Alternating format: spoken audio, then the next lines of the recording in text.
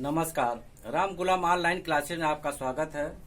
DElEd चतुर्थ semester के सामाजिक अध्ययन विषय के अंतर्गत हम लोग पढ़ रहे थे, भूगोल के पाठ का अध्ययन कर रहे थे, जिसमें हम लोगों ने पढ़ा भारत के प्राकृतिक प्रदेश के बारे में। हम लोगों ने इसके पहले वाले क्लास में भारत के प्राकृतिक प्रदेश को 4 भागों में बांटा गया है, जिसमें से नंबर 1 उत्तर का पर्वतीय भाग आता है। इसके बारे में हम लोग इसके पहले वाले क्लास में पढ़ चुके हैं। आइए उसके आगे अध्ययन करते हैं।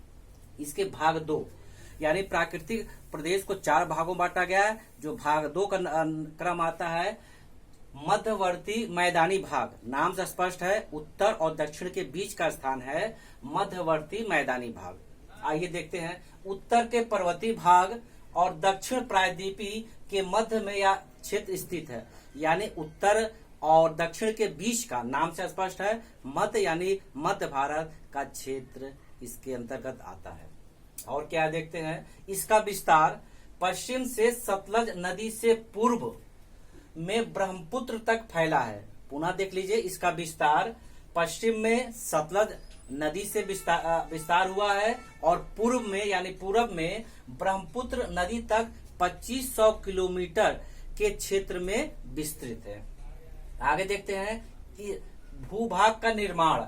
इसके भूभाग का निर्माण किससे हुआ है? इसके भूभाग का निर्माण गंगा नदी, सिंधु नदी, ब्रह्मपुत्र नदी एवं इसकी सहायक नदियों से हुआ है। पुनः सुन ले कि मध्यवर्ती मैदान का निर्माण किन नदियों से हुआ है? गंगा नदी, सिंधु नदी, ब्रह्मपुत्र नदी एवं इसकी सहायक नदियों से हुआ है।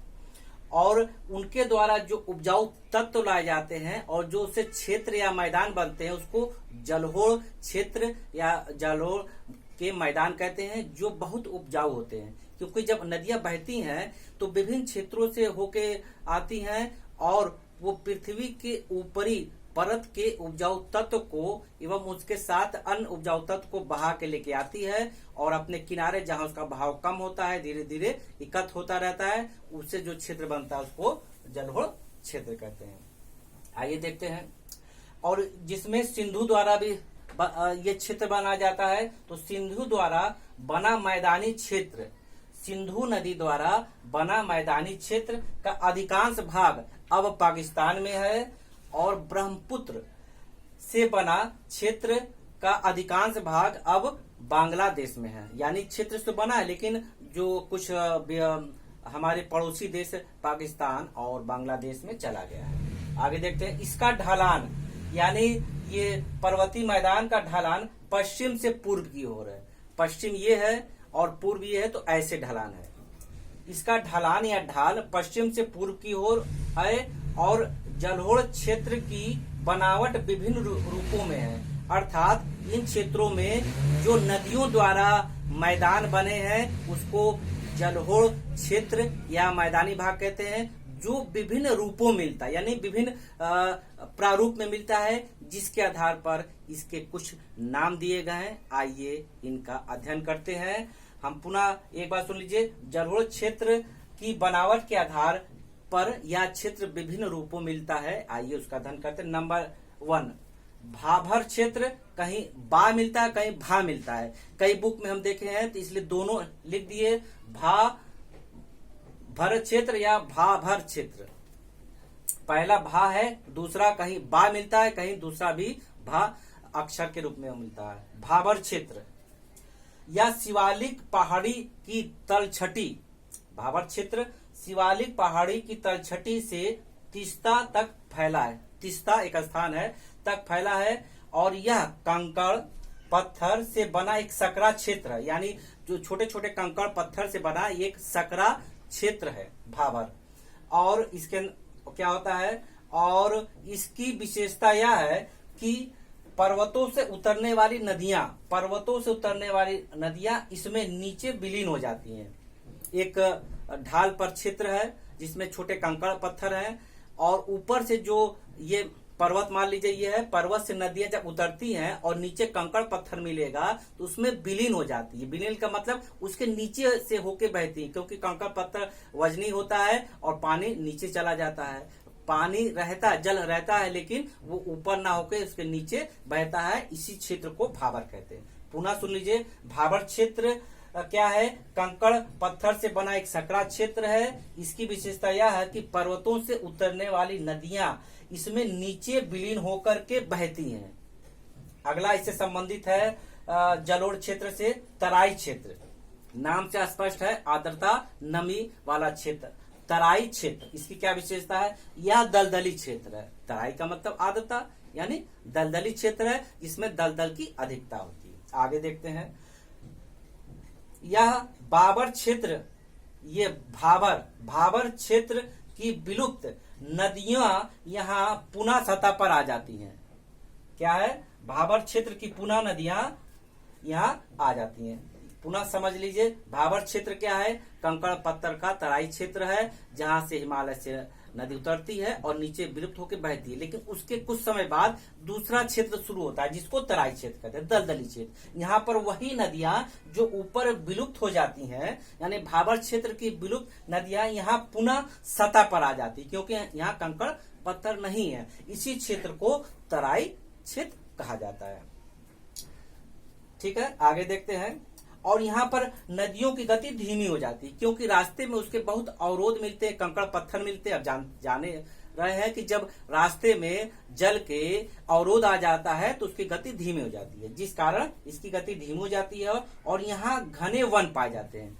जब दलदली क्षेत्र है तो पानी की अधिकता है, तो स्वाभाविक रूप से यहाँ वनस्पतियां विभिन्न प्रकार की विकसित होगी। यही कारण है यहाँ पर घने क्षेत्र पाए जाते हैं, और जिसमें जैव विविधता का विशाल भंडार है। जैव का मतलब है जीव संबंधित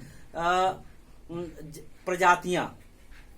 इस क्षेत्र में नदियां ऊपर आ जाती हैं और यहाँ पर जल की अधिकता होती है। पानी धीमा होता तो आसपास फैलेगा, और यहाँ पर घने वन पाए जाते हैं, क्योंकि पानी अधिकता है तो घने वन पाए जाएंगे। जब घने वन पाए जाएंगे और जल की उपलब्धता रहेगी तो विभिन्न प्रकार के जैव विविधता, यानी विभिन्न प्रकार के पशु पक्षी आदि उस क्षेत्र में विकसित होते हैं, क्योंकि जीवन के लिए या जीवों के लिए ये आदर्श दशा है। जल की उपलब्धता है, वनस्पतियां हैं, अब क्या चाहिए? और छोटे बड़े जीव जंतु इसमें विकसित होते हैं, इसीलिए कहा गया जैव की विविधता है। आइए देखिए हम लोग क्या पढ़े, फिर उसके आगे पढ़ते हैं। आज हम लोगों ने देखा कि मध्यवर्ती मैदानी भाग के बारे में पढ़ा, जो विभिन्न बनावट के आधार पर विभिन्न रूप के अंतर्गत हम लोग जानते हैं। और इसकी जो नदियां हैं, गंगा नदी, सिंधु नदी, ब्रह्मपुत्र नदी एवं इसके सहायक नदियों द्वारा हम चर्चा कर चुके हैं। और जो जलोढ़ के विभिन्न क्षेत्र पाए जाते हैं अपने बनावट के आधार पर, उसमें भाबर है, यानी कंकड़ पत्थर का क्षेत्र, जिसमें हिमालय से निकलने वाली नदियां या पहाड़ से निकलने वाली नदियां उसमें नीचे विलुप्त होकर बहती हैं। दूसरा आता तराई क्षेत्र। उसके बाद जो भाबर क्षेत्र की नदियां नीचे बहती हैं वो पुनः सतह पर आ जाती हैं, और क्षेत्र यह दलदली के अंतर्गत आता है। यहाँ घने वन पाए जाते हैं, जिस कारण विभिन्न प्रकार के जीव जंतुओं का भी यहाँ विकास होता है, क्योंकि जल की उपलब्धता, वनस्पतियों का विकास, जिसके कारण यहाँ जैव विविधता पाई जाती है, जिसमें छोटे जीव जंतु पशु पक्षी सब विकसित होते हैं। आइए अब इसके आगे देखते हैं, क्योंकि ये जलोढ़ के आधार पर विभिन्न प्रकार के जो बनावट है हम उसका अध्ययन कर रहे थे। क्षेत्र होता है वो अपनी बनावट के आधार पर विभिन्न रूप में जाना जाता है। जो अभी हम बताए हैं, दो बताए हैं आपको, तराई क्षेत्र और भाबर क्षेत्र। ये जलोढ़ के बनावट के आधार पर विभिन्न नामों से जाना जाता है। आइए इसके आगे का देखते हैं, जलोढ़ क्षेत्र के अन्य नाम। जो अन्य नाम है बांगर क्षेत्र। पहले हम लोगों ने पढ़ा भाबर क्षेत्र, तराई क्षेत्र, और अगला देखते हैं बांगर क्षेत्र। मैदानी क्षेत्र का ऐसा भाग जहां बाढ़ का पानी नहीं पहुंच पाता है, अर्थात इस क्षेत्र का ऊपरी भाग, ये मैदानी है, जब पानी आ जाएगा, कहीं मैदान तो एक समान होता नहीं है, कहीं ढाल है, कहीं ऊंचा है, तो कहीं मान लीजिए बहुत ऊंचा है तो पानी जहां समतल वहां भर जाएगा, जो ऊंचा स्थान है वहां पर पानी नहीं भर पाता है, ऐसे ही स्थान को बांगर क्षेत्र कहा जाता है। आइए देखते हैं, मैदानी क्षेत्र का ऐसा भाग जहां बाढ़ का पानी नहीं पहुंच पाता है, अर्थात उस क्षेत्र का ऊपरी भाग या स्थान जो पुराने जलोढ़ के क्षेत्र के अंतर्गत होते हैं। जो पुराने जलोढ़ के क्षेत्र हैं उसमें ऐसे क्षेत्र पाए जाते हैं मैदानी भाग का ऊपरी भाग जहां बाढ़ का पानी या नदी का पानी नहीं पहुंच पाता है। आगे देखते हैं इसे बांगर को स्थानीय भाषा में क्या कहते हैं। कहीं कहीं भूर मिलता है, कहीं कहीं भूड़ मिलता है, कहीं रा है, कहीं ड़ा है। इसलिए दोनों बुक में, कई बुक में हम देखे हैं, इसलिए दोनों लिख दिए। कहीं भूर मिलता है, कहीं भूड़ मिलता है। कहते हैं जैसे एक क्षेत्र का नाम बताया गया है गंगा यमुना दोआब का क्षेत्र, जो ये बांगर क्षेत्र के अंतर्गत आता है, यानी मैदानी भाग से थोड़ा सा ऊंचा भाग है जहां पर बाढ़ का पानी या नदी का पानी नहीं पहुंच पाता है। गंगा यमुना का दोआब क्षेत्र, दोआब का मतलब है गंगा यमुना के बीच का भाग को दोआब कहते हैं, यानी दो स्थानों या नदियों के बीच का ऊंचा भाग। आगे देखते हैं खादर क्षेत्र। ये सब जलोढ़ के बनावट के आधार पर विभिन्न नाम दिए गए हैं।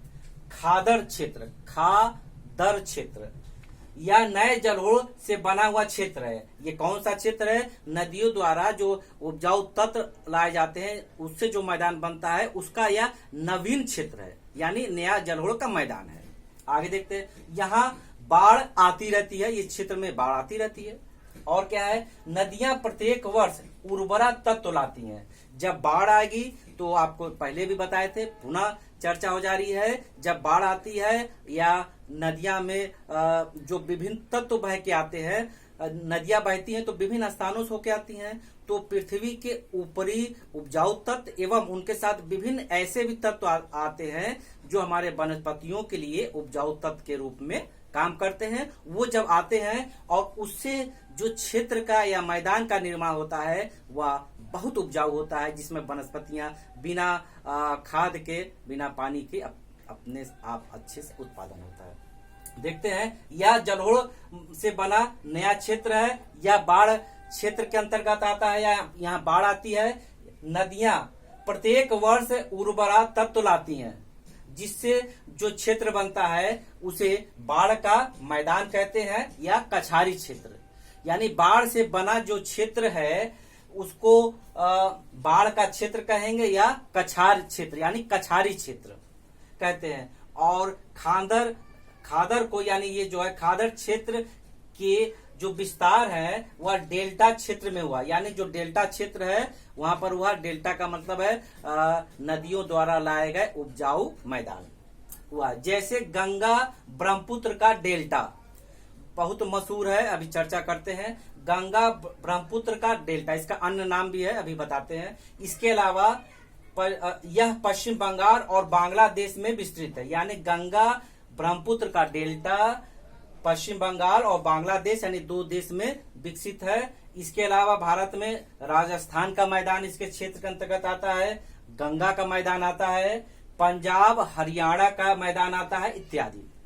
देखते हैं गंगा ब्रह्मपुत्र का मैदान, इसका जो अन्य नाम है बहुत ही मशहूर नाम है, आप जानते भी होंगे, इसको कहते हैं सुंदरवन का डेल्टा। गंगा ब्रह्मपुत्र का डेल्टा जो पश्चिम बंगाल और बांग्लादेश यानी भारत में पश्चिम बंगाल और बांग्लादेश में विस्तृत है। इसको गंगा ब्रह्मपुत्र का डेल्टा तो कहते हैं, लेकिन जो इसका अन्य प्रसिद्ध नाम है इसको कहते हैं सुंदरवन का डेल्टा। ये सुंदरवन का डेल्टा आप जानते होंगे, नहीं जानते होंगे तो एक प्रश्न बन जाता है कि विश्व का सबसे बड़ा डेल्टा क्षेत्र, विश्व का सबसे बड़ा डेल्टा क्षेत्र कौन सा है? तो सुंदरवन का डेल्टा है, या जो इसका दूसरा नाम है गंगा ब्रह्मपुत्र का डेल्टा है, जो पश्चिम बंगाल और बांग्लादेश में फैला हुआ विस्तृत है। देखते हैं और क्या है। अब इस क्षेत्र में अत्यधिक सुंदर वन पाए जाते हैं, सुंदर वन अच्छे वन पाए जाते हैं, एवं इसकी जो विशेषता है अत्यधिक उपजाऊ क्षेत्र है। जो यह क्षेत्र है ये डेल्टाई क्षेत्र है, इसको माना जाता है बहुत उपजाऊ क्षेत्र है, जहां पर कुछ भी लगा दिया जाए बहुत अच्छा उत्पादन होता है। यह क्षेत्र उपजाऊ है और यहाँ मैंग्रोव वन पाए जाते हैं, मैंग्रोव वन पाए जाते हैं। ये मैंग्रोव वन क्या है? मैंग्रोव वन एक प्रकार की वनस्पतियां हैं, झाड़ियां हैं या छोटे पौधे का समूह कहते हैं, जो ऐसे क्षेत्रों में खारे पानी वाले क्षेत्रों में या कम खारे वाले पानी क्षेत्र में खारा पानी या नमकीन पानी समुद्र का होता है या कम नमकीन पानी में ये वनस्पतियां होती हैं, उसको मैंग्रोव वनस्पतियां कहते हैं। इसकी विशेषता क्या है, ये नदियों के किनारे जो बॉर्डर होता है या बांध होता है उसमें एक समूह के रूप में उगती हैं।